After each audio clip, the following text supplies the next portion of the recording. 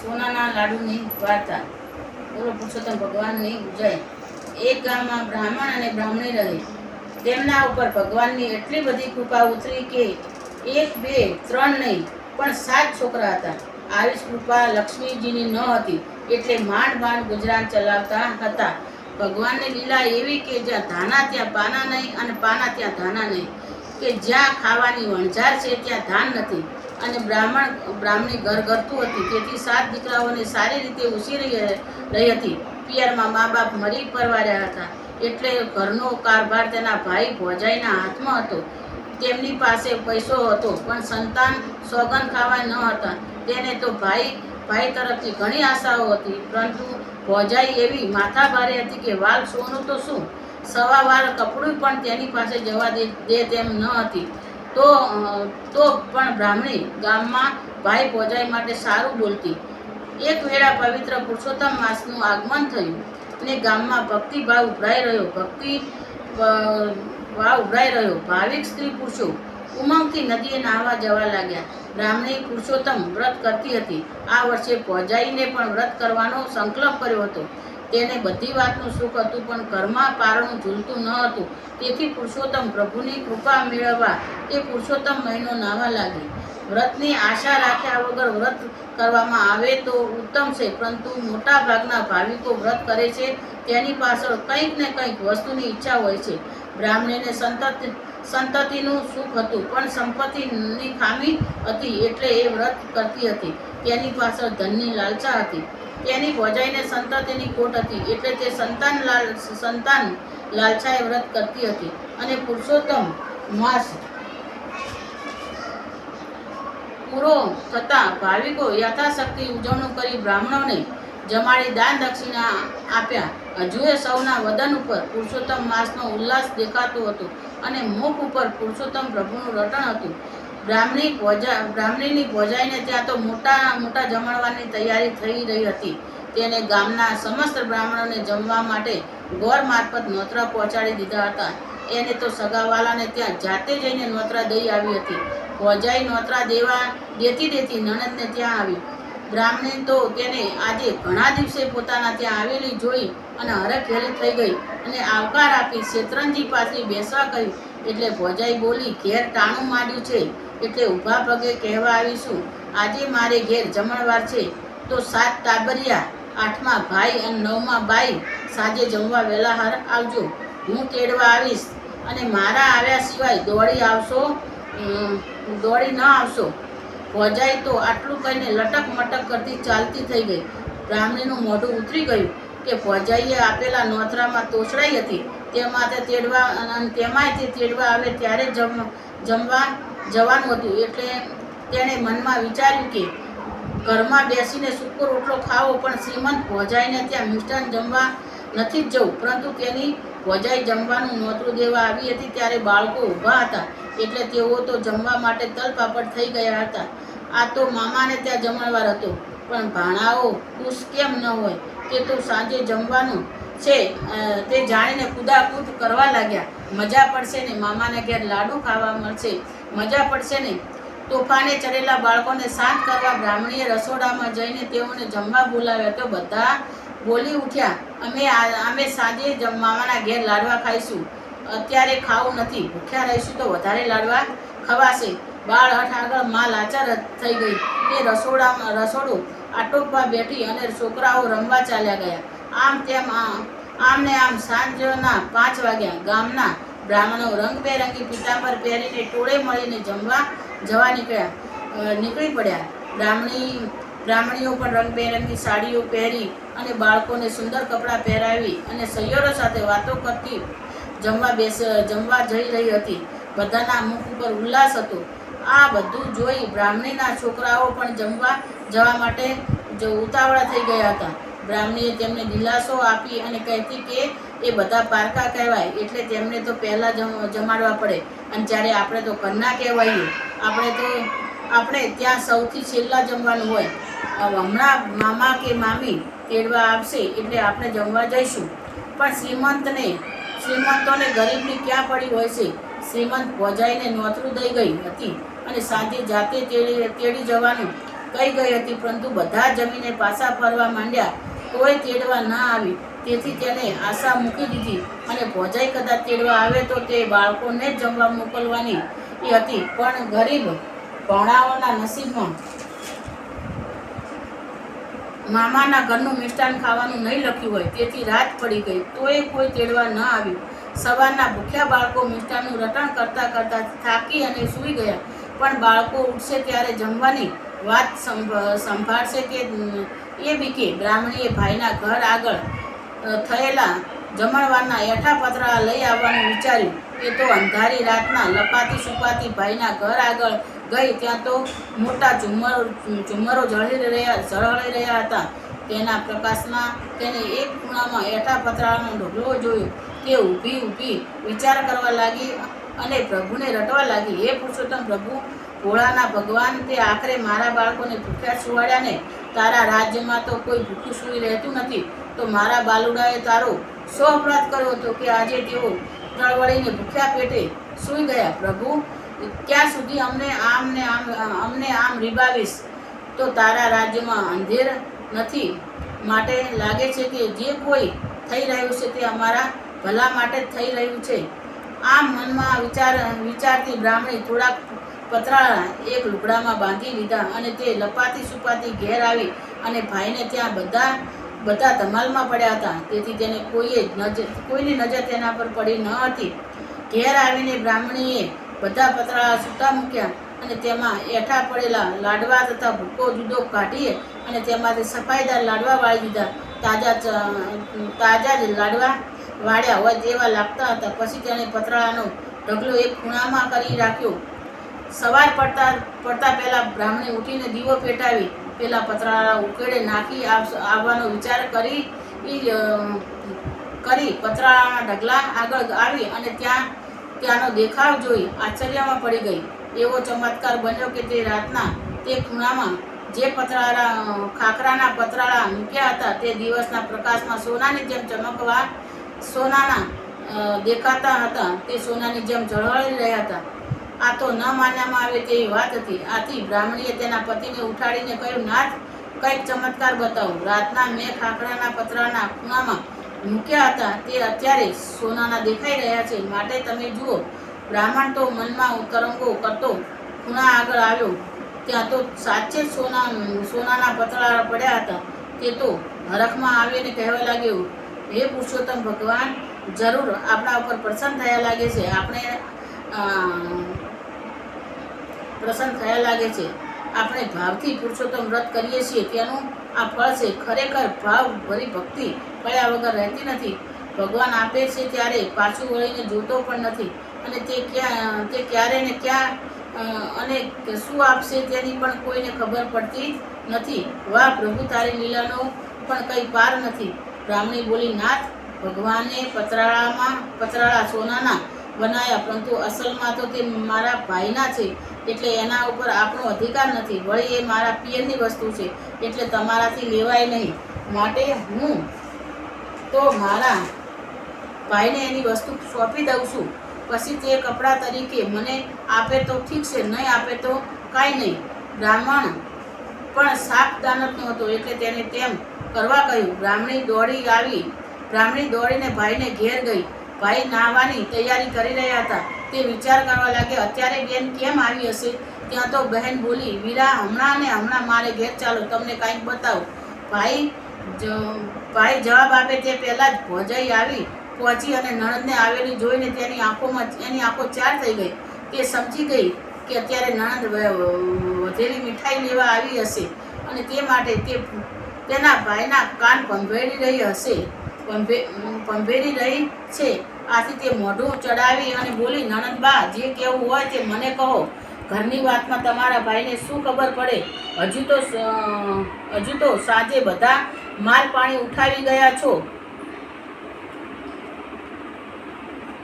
શું આજે પણ વધ્યું ઘટ્યું જમવાનું વિચારશે? જમવા આવવું હોય તો મેં ક્યાં રસોડે તાળું માર્યું છે? તમારા ભાઈનું ઘર છે, આવીને બધા જમી જાઓ. બ્રાહ્મણી તો આ સાવ બનાવટી વાત સાંભળીને ડઘાઈ ગઈ. તેને આંખમાં આંસુ આવી ગયા. જુઠ્ઠાને તો સી રીતે પહોંચાય. સાંજે તેના ઘરનું કોઈ જમવા આવ્યું નથી, છતાંય ભોજાઈએ જમી ગયા છો એવું ખોટું કહ્યું હતું. ભોજાઈ તો બડબડાટ કરતી રસોડામાં ગઈ એટલે બ્રાહ્મણીએ ભાઈને કહ્યું, ભાઈ મારે ઘેર ચાલો, તમારા લાભની વાત છે. ભાઈ કહે, બહેન કાલે તમે બધા જમી ગયા હતા તો રસોઈ કેવી બની હતી? કહે છે કે બટાકાનું શાક તો એવું સ્વાદિષ્ટ હતું કે લોકો આંગળા પણ ચાટી ખાતા હતા.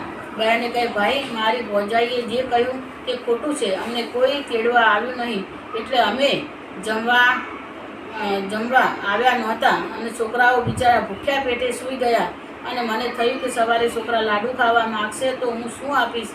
તો હું તમારે ત્યાં જમણવારના એઠા પતરાળાનો ઢગલો પડેલો તેમાંથી થોડાક પતરાળા ઘેર લઈ ગઈ અને તેમાંથી લાડુના કટકા તથા ભૂક્કો જુદો કાઢીને તેમાંથી લાડવા વાળીને રાખી દીધા, જેથી સવારે તમારા ભાણેજિયાને ખાવા આપી શકાય. મામાના ઘરના લાડવા છે. પછી તે બધા પતરાળા ઉકેડે નાખવા રાખી મૂક્યા. ત્યારે સવારે ઉઠીને પતરાળા ઉકેડે નાખવા જવા તૈયારી થઈ તો બધા પતરાળા સોનાના બની ગયેલા અને જણાયા. માટે ભાઈ એ તમારા પતરાળા છે, તમે લઈ જાઓ, મને તે ન ખપે. આ સાંભળીને ભાઈ અને બહેન પ્રત્યે હેત ઉભરાયું અને તે બહેનને ઘેર ગયો અને પહેલાં તો પેલા પતરાળા જોયા તો સાચે જ તે સોનાના હતા. ભાઈ સમજ્યો કે બહેનને પુરુષોત્તમનું વ્રત પડ્યું છે, વ્રત કરે છે, તેથી પુરુષોત્તમ ભગવાન તેના પર પ્રસન્ન થયા છે અને આવી રીતે તેને લક્ષ્મી આપી છે. તો તે મારાથી કેમ લેવાય? પુણ્ય કરે તે ફળ ભોગવે. ભાઈ તો પસ્તાવો કરવા લાગ્યો અને પોતે બહેનને કેવું દુઃખ આપ્યું છે. વાર તહેવારે બહેનને ભાણેજિયાને ઘેર જમવા બોલાયા નથી લુગડા કરાવ્યા કે જ્યારે તો કે તો મને આવા સોનાના પતરાળા લઈ જવાનું કહેવા આવી. ગરીબ દશામાં પણ તેની પિયર પ્રત્યે કેવી મમતા છે. ધન્ય છે બહેન તારી લાગણીને અને ધિક્કાર છે મારી પત્નીને કે જેને નણદ પ્રત્યે કોઈ દિવસ મમતા દાખવી નહીં. વિચારમાં ભાઈને યાદ આવ્યું. બહેનને કહેવા લાગ્યા, બહેન સોનાના પતરાળા તારા છે, તેને વેચવાનીથી એટલા બધા પૈસા આવશે કે તું બેઠા ખાઈ તો તારા પુણ્ય પ્રતાપે ભગવાન તારી સામે જોઈ શકે. તું ગામના બ્રાહ્મણોને જમાડ, તારા નોતરા પડશે એટલે તારી ભાભીની મજા આવશે. પછી તો મારે ત્યાં જમણવાર વખતે તારી ભાભીએ તારી સાથે જેવું વર્તન કર્યું તેવું જ વર્તન તું તારે ત્યાંના જમણવાર વખતે તેની સાથે રાખજે. બહેન એ તો થાય એવા થઈએ ને ગામ વચ્ચે રહીએ. બહેને ભાઈનું માન રાખ્યું અને તેમ કરવા વચન આપ્યું અને હરખભેરથી પોતાના ઘેર ગયો. ભાઈ હરખભેર પોતાના ઘેર ગયો અને બહેનને સોનાને વેચી દીધું અને તેના 1.5 લાખ રૂપિયા આવ્યા. બ્રાહ્મણીએ આ પુરુષોત્તમ ભગવાન ફળ્યા. હવે તેના ઘરની દુઃખની છાયા હટી ગઈ હતી અને સુખનો સૂરજ ઉગ્યો હતો. બ્રાહ્મણીએ પતિને બજારે મોકલી અને જમણવાની તમામ સામગ્રી મંગાવી આપી અને કાલે સાંજે જમણવાર નોતરા બ્રાહ્મણને મોકલી દીધા. ગામના લોકો તો ગરીબ બ્રાહ્મણને ત્યાં જમણવાર છે એવું જાણીને તર્ક વિતર્ક કરવા લાગ્યા. બ્રાહ્મણીની ભોજાઈએ તો વાત જાણી અને તેના પતિને પૂછ્યું, સાંભળો છો, આ તમારી બહેન બ્રાહ્મણને જમાડે છે તો તેની પાસે ધન ક્યાંથી આવ્યું? બ્રાહ્મણીના ભાઈએ કહ્યું કે એ બધો પુરુષોત્તમ ભગવાનના વ્રતનો પ્રભાવ છે. પ્રભુ તેના ઉપર પ્રસન્ન થયા છે અને તેને આકસ્મિક ધન મળ્યું છે. બ્રાહ્મણોને જમાડે છે, આપણે ત્યાં નોતરું આવશે. આ વાત ચાલે છે ત્યાં તો બ્રાહ્મણીએ મોકલેલા ગોર મહારાજ નોતરું દેવા આવી પહોંચ્યા અને બધાને તમારી નણદને ત્યાં શાક માટે જમવા આવવાનું નોતરું છે, માટે જ વહેલાસર પધારજો. નણદનું નોતરું આવેલું જોઈ ભોજાઈનું અભિમાન ઓગળી ગયું અને તે બડબડાટ કરતી બેસી ગઈ.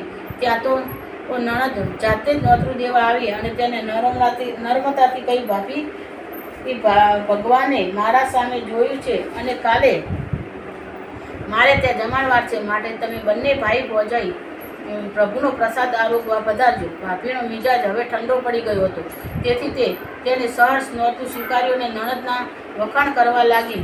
બહેનબા તમને ભગવાન પ્રસન્ન થયા છે તે વાત તમારા ભાઈને કહી હતી અને અત્યારે તમારા મોઢે પણ મેં વાત સાંભળી એટલે મને આનંદ થયો છે. ભાભી જેવી કરણી તેવી પાર ઉતરણી, સારા કર્મનું ફળ સારું જ મળે છે. પ્રભુ પ્રસન્ન થાય છે ત્યારે તો રંકને રાય બનાવી દેશે.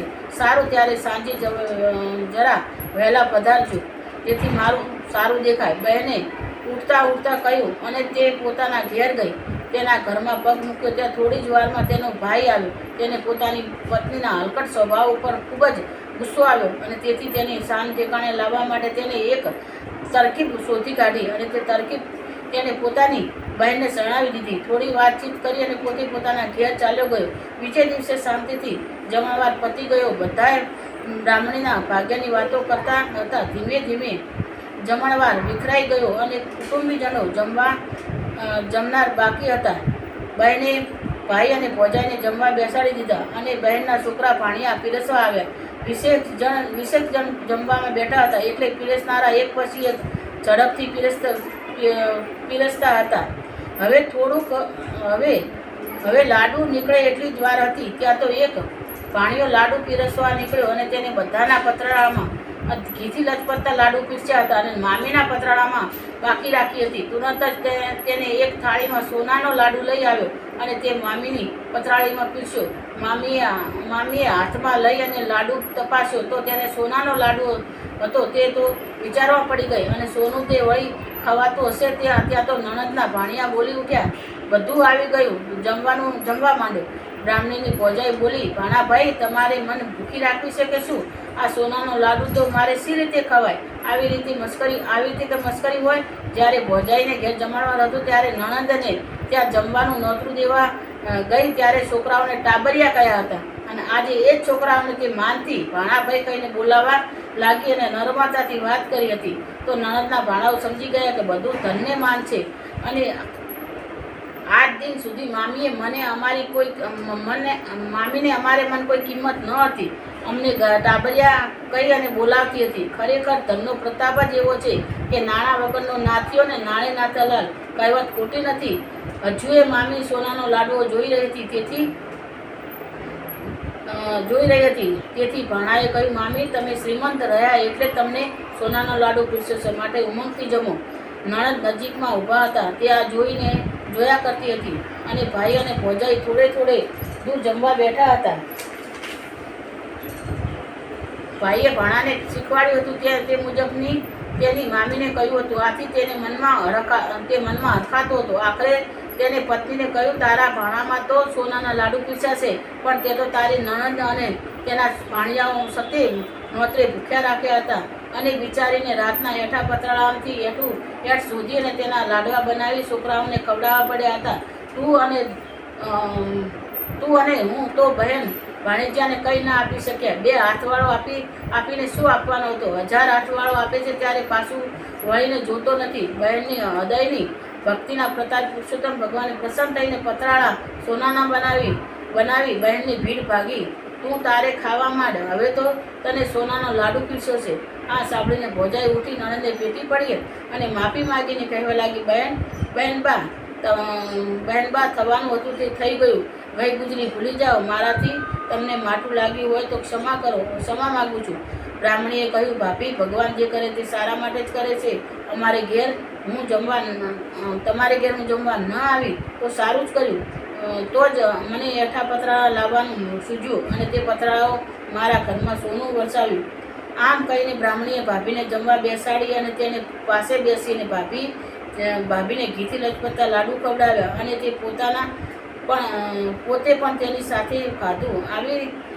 આથી તેના ભાઈને આનંદ થયો અને ત્યાંથી બધા હળી મળીને રહેવા લાગ્યા. ભાવ થકી ભક્તિ કરે જે ભાવિક નરનાર, નિશ્ચય તેને માનજો ભવસાગર તરનાર. પુરુષોત્તમને પૂજતા સફળતાએ અવતાર, રીતિ સિદ્ધિ પામતા સુખી બને સંસાર. પ્રભુ ભક્તિનો મહિમા અપાર છે. પુરુષોત્તમ ભગવાનનું તેના ભક્તો ઉપર પ્રસન્ન થયા વગર રહેતા નથી, પરંતુ હૃદયથી ભક્તિ કરવી જોઈએ. ભક્તિનો આડંબર ન હોવો જોઈએ.